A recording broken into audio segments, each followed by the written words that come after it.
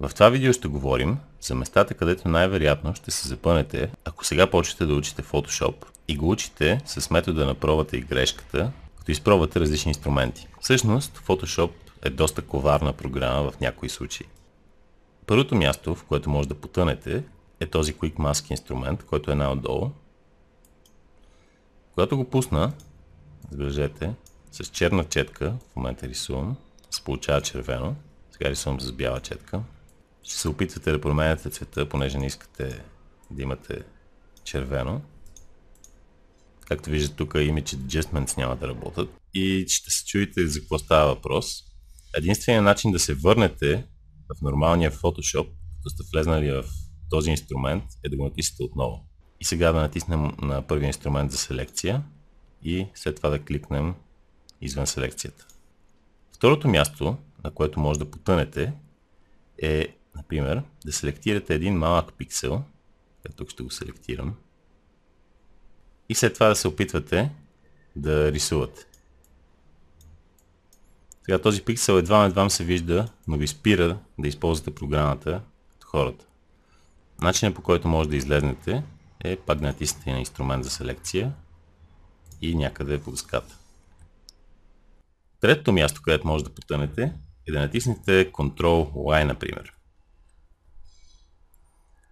Това промени цветовете ми, както виждате. Всъщност с Ctrl-Y, който е много вероятно да натиснете по погрешка, ще промени цветовете ви на Proof Colors. И ще се чудите какво е станало. Четвъртото място, където може да потънете, е в Image Mode, например, да е Grayscale. Това става, когато отворим някоя снимка, която е черно-бяла. Тогава искаме да сложим цвят, но не се получава.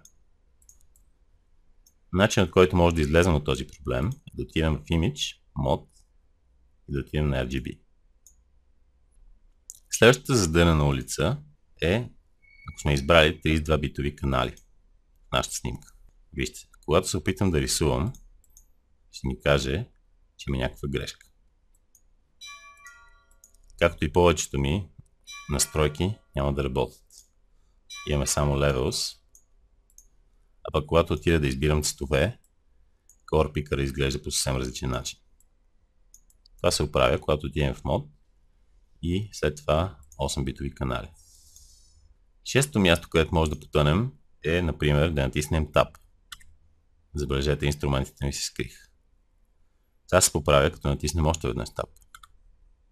Седмото място е, когато натиснем F. И още веднъж F. Сега сме в Full Screen. С Escape може да излезнем. Или да натискаме F, т.е. F, докато се върне в прозореца, който искам. Осмото място е, когато скрием или премахнем нашите инструменти. Или по някакъв начин ги премахвам. Така. Както и тук. Това се поправя, когато отидем в Window, Workspace и изберем някой от тези, които ще рестартират панелите в програмата. Деветото проблематично място може да са настройките на инструментите. Например, в момента съм в инструмента четка. Ако опаситето ми беше на 1%, тук какъвто и цвят да избирам, нямаше да мога да рисувам нищо. Нека да го върнем. Другия вариант е да съм, например, Mod Color. Сега виждате, тук изглежда се едно рисувам върху селекция. Всъщност просто съм в блендата цвят. Тези настройки на инструментите се поправят от тук. Този малък клавиш, когато го натиснем с десен бутон, имаме Reset All Tools. Сега вече настройката ни е поправена. Сега ще направя нов слой. Десетото място е, когато се опитваме да сложим филтър на нещо, сме избрали грешния слой. Получава се грешка и ни казва, че нямаме нищо в слоя. Тази грешка излиза при всички настройки и филтри. 11-то място. Имаме гайдлини по екрана.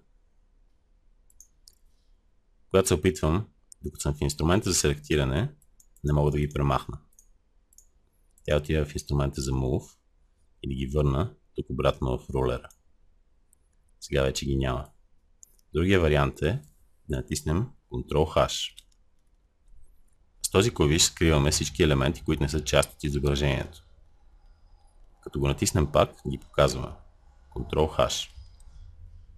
Друг проблем идва, когато изберем Pen Tool, например, и рисуваме пътища, а не форми. Забележете какво ще стане, когато нарисувам тази форма и излезна от нея. Сега почвам да правя нещо друго. Как мога да изтрия тази форма? Отивам в Move Tool и се опитвам да селектирам. Десен бутон също върху вектора, няма да стане нищо. Единственият начин да го премахнем това нещо е да отидем тук, да задържим бутона и да изберем Path Selection Tool. Тогава вече мога да го селектирам с клик и с Delete да го изтрия. И последно, работили сме върху някой слой и в един момент го изкарваме извън изображението и сега вече не може да го намерим. Опитваме се с драг да го преместим там, където трябва и тотално го загубваме. Един от начините, с които може да го намерим, е да излезнем с лупата, да държим Alt, натискаме. Сега задържам контрол и натискам върху слоя.